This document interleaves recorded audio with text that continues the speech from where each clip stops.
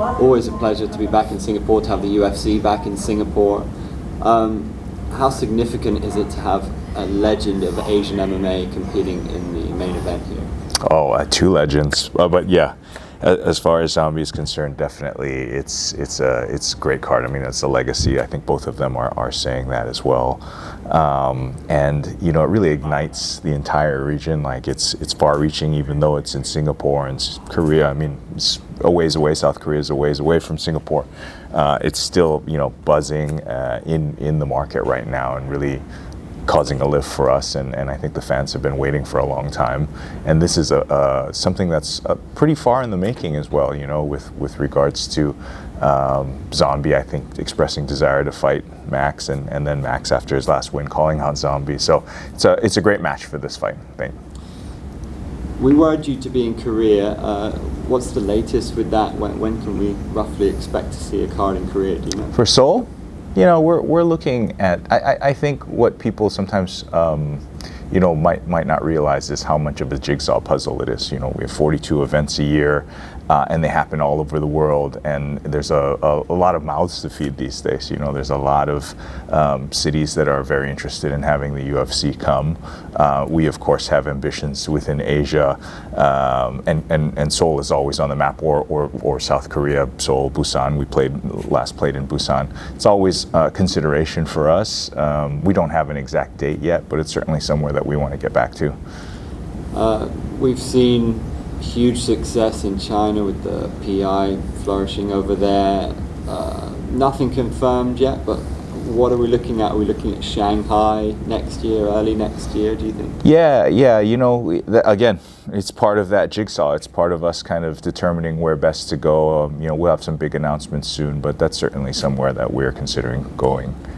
One fight that's been talked about a lot is a super fight between Zhang Weili and Xiaonan. She's kind of, Weili's played it down a little bit, but how significant would that be to have those two fighters who, you know, we've seen them both go from strength to strength in the past?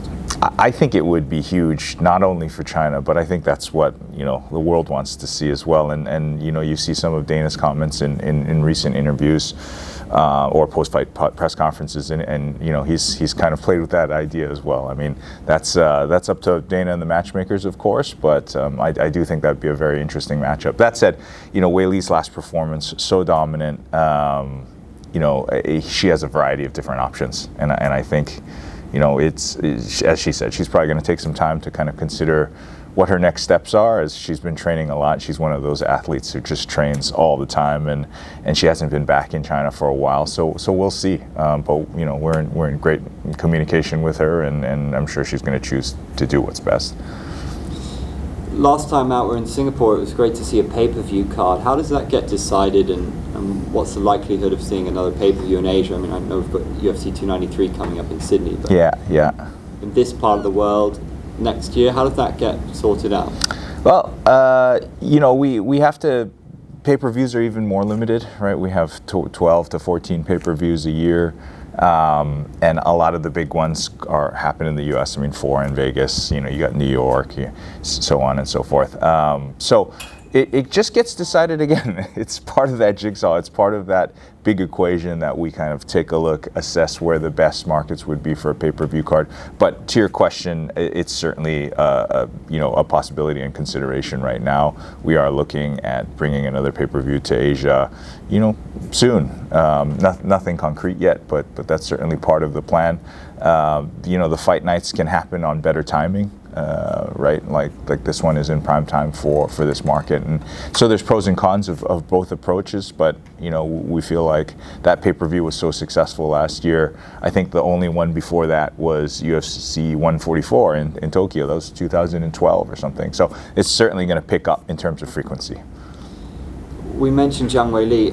It's difficult to gauge, I suppose, in some regards, but who do you find, has anybody surprised you in terms of the most popular UFC fighters in Asia?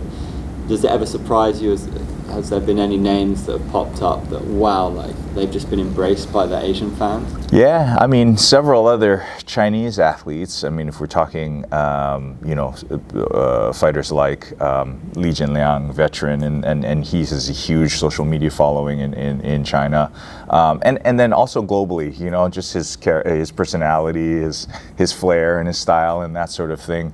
Sung Yadong is definitely somebody who everybody is watching just because of his talent and how young he is, right? He was named to the 25, the top UFC fighter under 25 2 years ago or something like. I think he's only 26 now. So he has a lot of potential. He has a very exciting style. The fans are definitely starting to understand that he has a great opportunity to rise up the rankings, potentially challenge for a belt in the next 2 or 3 fights if he keeps going this way.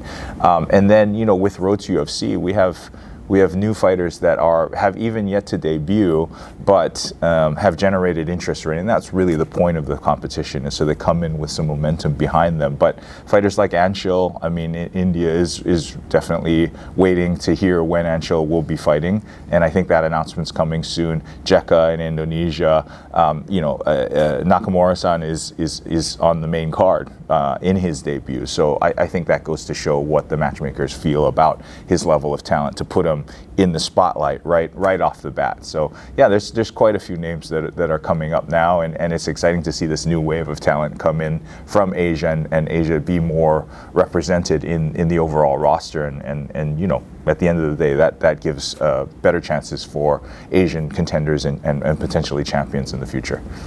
This game is about more than just performing inside the octagon. So how, as an organization, how excited do you get when you see someone like Nakamura-san yesterday giving a press conference and kind of being charismatic in English? Yeah. What does that say about his star potential globally? Absolutely. I mean, the more that they do that, the more that they can appeal. You saw Weili, last week doing kind of the same thing, right?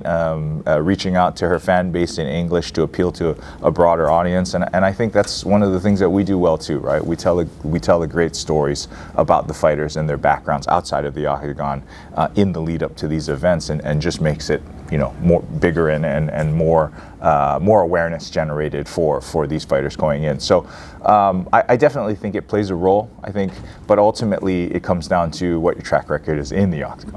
I mean, that's when people start to pay attention. It's the combination of those two things. So that's first and foremost, as always. You mentioned Anshul. I know that the Indian audience will be keen to hear more. It helps if you ever start a build around. Is it a personal goal of yours to bring the UFC to India? How far off are we from seeing that? Yeah, India is definitely a market that we continue to assess. India doesn't have a lot of indoor arenas right now at the moment, but we're hopeful that some of that infrastructure will start to be developed in the market, and we're looking around to see what possibilities are. But yeah, that's certainly. I think that's what it really follows. Our evaluation of how ready it is and when we can go. I think from a fan base perspective, we're there. I mean, we have enough fans there that we certainly would feel like, hey, if we go there, it would sell out. It would be a really big deal. But we just have to find the right venue. Any kind of rough estimate as to when we'll see the UFC there? In India. Again, it just depends on when those venues would be ready. There's not a lot of indoor arenas to begin with, and some of the indoor arenas, the one that we've taken a look at is a bit older, so it probably needs some improvement, some time for renovations and that sort of thing.